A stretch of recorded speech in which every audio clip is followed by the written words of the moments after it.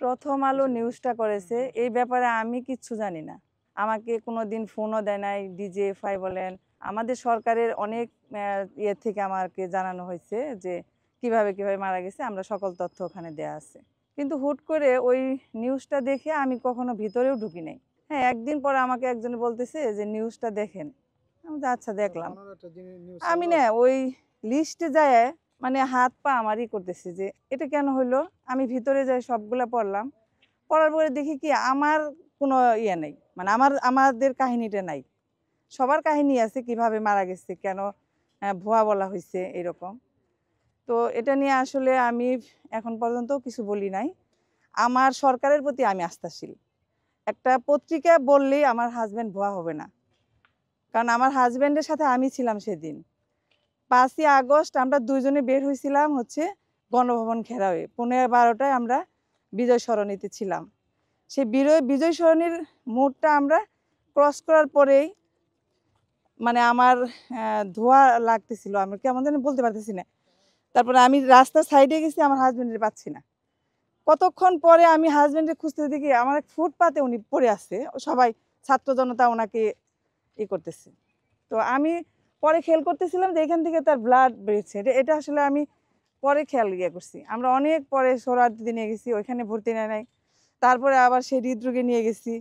হৃদরোগে নিয়ে যাওয়ার পরে তারা ইসিজি করার পরে বললো যে নাই। তো সেদিন আমার হাজব্যান্ডের আমি লাশ ওই সিসিউ নিচে রাখে আমি একটা অ্যাম্বুলেন্সও পাচ্ছিলাম না 5ই আগস্ট, তখন সন্ধ্যা রাত। এমন গুলাগুলি হচ্ছে, আমি আমার হাজব্যান্ডের লাশ রেখে আমি 2 ঘন্টা সিসিউতে ছিলাম। তা আমি সেই রাতে আমি বলতে পারবো না যে কিভাবে এই লাশটা আমরা বাড়ি পর্যন্ত নিছি। কিচ্ছু পাইনি। একজন আমাকে সাহায্য করছিল, অনলাইনে একটা ভাঙা অ্যাম্বুলেন্স আমাকে এনে দেয়। সেটার ভিতরে না এসি ছিল না কোনো ফ্যান ছিল, এরকম ওই শাটার খুলে আমি আমার হাজব্যান্ডের নিয়ে যাই। আসলে আমরা জানতাম না যে এই লাশ ছবি তুলতে হবে, ভিডিও করতে হবে, এটা নিয়ে কোনো একদিন আমার কারো সামনে কথা বলতে হবে, এটা আমার ছিলই না। জাস্ট ওনার বোন বিদেশ ছিল, ওনাকে দেখানোর জন্য আমার একটা ভিডিও আছে, এটাই যে ওনার দাফন করার পরে ওনার এদিক দিয়ে রক্ত পড়তেছিল। আসলে আমি এত কিছু আসলে জানি না। আমি তখন শুধু হাসপাতালের একটা ডেথ সার্টিফিকেট দেয় আমাকে, যে ব্রড ডেথ, ওটা নিয়ে আমি চলে আসি। আমার হাজব্যান্ড উনি শামীম আহসান ভুইয়া, উনি ব্যবসা করতো। বয়স 51। আমার হাজব্যান্ডের এখানে পার্মানেন্ট, ঢাকায় মালিবাগ বাজার। আমার হাজব্যান্ড প্রায় দিনই আন্দোলনে যাইতো, কিন্তু আমি কখনো বের হইনি। কিন্তু সেদিনই আমরা বের হইছি যে আমাদের অনেক বাচ্চাগুলা মারতেছিল, যে প্রতি রাত আমরা ঘুমাইতে পারছিলাম না।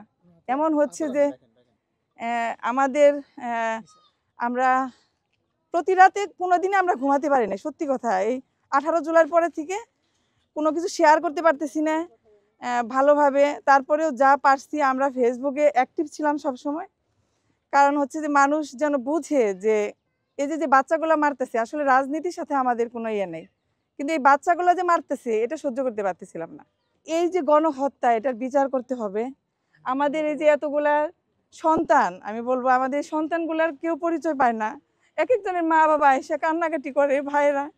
আমরা তো লাশটা ধরে দেখে জানাজা করে মাটি দিতে পারছি।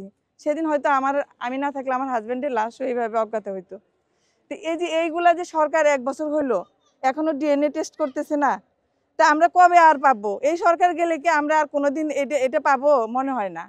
প্রথম আলো ভুয়া নিউজ করতেছে, অন্যজনে আবার অন্যটা করবে। আমাদের দেখা যাবে যে তখন বলবে যে এটা স্বৈরাচার ছিল, এরাও সন্ত্রাস ছিল। হ্যাঁ, অন্য সরকার এসে আমাদের এটাও করতে পারে। আমরা খুব ভয়ে আছি, আসলে কিছুই বলতে পারতেছি না কারো।